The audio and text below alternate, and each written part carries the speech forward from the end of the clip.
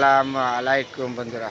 বাংলাদেশে যতগুলি রাজনৈতিক দল আছেন, বিএনপি, জামাত, এনসিপি, যতগুলি রাজনৈতিক দল আছেন সবার উদ্দেশ্যে বলেছি, কেউ এক একজন এক একটা দল করবেন, এক একটা মত থাকতে পারে, তাহলে সকল রাজনীতিবিদদের উদ্দেশ্যে কেন বলা? একটা কথা জেনে রাখবেন, এই দেশ আপনার, এই দেশ আমার। আপনারা রাজনীতির নামে এমন কিছু করতে যাবেন না যাতে জনগণের কষ্ট হয়, সাধারণ মানুষের জানমালের কষ্ট হয়। এগুলির থেকে বিরত থেকে আন্দোলন করবেন। দেখেন, বর্তমানে বাংলাদেশে একজন প্রধানমন্ত্রী আছে, জনগণের ভোটে নির্বাচিত।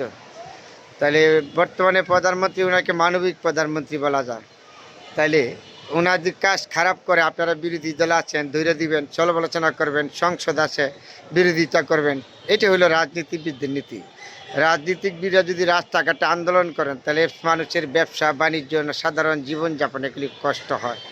তাহলে এই দেশটা 15 বছর যারা শাসন করে গেছে, আন্দোলনের মাধ্যমে পতন হয়ে দেশ ছেড়ে পালায় গেছে। তারপরে তত্ত্বাবধান সরকার ইন্নুর চাপ দেশ শাসন করছে। তত্ত্বাবধান সরকারের আমলে জানেন বাংলাদেশের কিন্তু উন্নত হয় না, জনগণের কিন্তু ভাগ্য পরিবর্তন হয় না, এটা আপনারা ভালো করে জানেন। তারপরে আমাদের বাংলাদেশে একজন মানবিক প্রধানমন্ত্রী, বর্তমান নির্বাচিত সরকার, জনগণের ভোটে সরকার। এগুলি যদি ভুল থাকে, আপনাদের সংসদ আছে, সংসদে আলাপ আলোচনার মাধ্যমে সমাধান দেন। আইন দেখিয়া বৈশা, কিন্তু বিরোধী দলের মতন থাকবেন। বিরোধী দল যদি আপনারা প্রতিহিংসা করেন, রাজনীতির মাধ্যমে প্রতিযোগিতা যদি প্রতিহিংসা করেন, তাহলে এই দেশ উন্নত হবে না। এই দেশ আপনার আমার সবার বুঝতে হবে। কিন্তু রাজনীতির মাধ্যমে হলো প্রতিযোগিতা, প্রতিহিংসা না। প্রতিহিংসা করে কোনো দেশ উন্নত হয় না, কোনো রাজনীতিবিদ উন্নত করতে পারবে না। তারপরে আপনারা যতগুলি মানুষ রাজনীতি করেন, সবার উদ্দেশ্যে বলেছি, আপনাদের সংসদ আছে, সংসদে আলাপ আলোচনা করেন, কইরা সমাধান দেন। রাস্তাঘাটে হাঙ্গামা উড়াউড়ি না করে, যদি মিডিয়ার সামনে আইসা উল্টাপাল্টা কথা বলেন, সমাজ ছাড়া কথা বলেন, এগুলি দিয়ে জনগণ বিরক্ত হয়।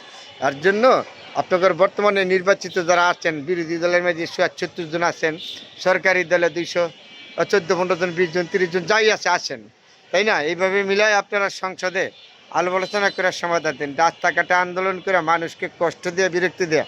এমনি 17টা বছর এই দেশে যে কষ্ট হয়েছে মানুষের, সেই কষ্টেতে মানুষ উঠতে পারে না। তারপরে 19 মাস দেশ পরিচালনা করে গেছে তত্ত্বাবধান সরকার ইউনূস।